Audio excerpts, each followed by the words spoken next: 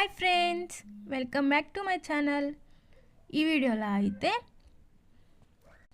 బంగాళదుంప egg fry ఎలా చేసుకోవాలో చూసేద్దాం.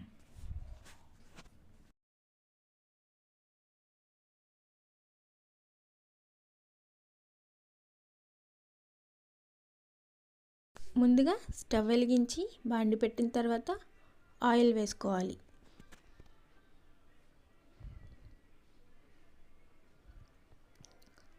ఆయిల్ హీట్ అయ్యాక తాలింపు దినుసులు వేసుకొని ఆనియన్ కూడా వేసుకోవాలన్నమాట.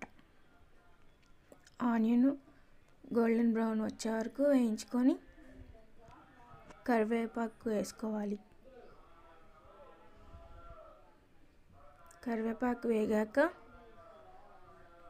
కొంచెం పసుపు వేసుకోవాలి ఫ్రెండ్స్.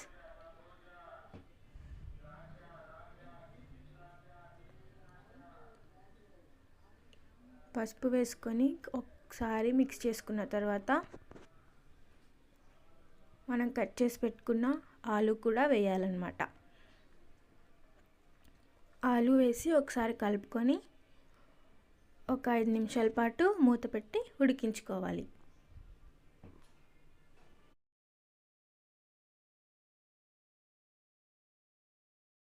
రుచికి తగినంత ఉప్పు అయితే యాడ్ చేసుకోవాలి.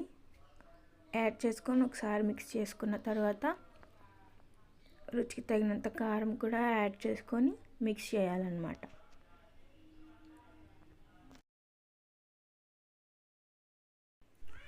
కారం కూడా వేసుకొని బాగా మిక్స్ చేసుకున్న తర్వాత గుంటలాగా చేసి 2 ఎగ్స్ బ్రేక్ చేసుకొని వేసుకోవాలి.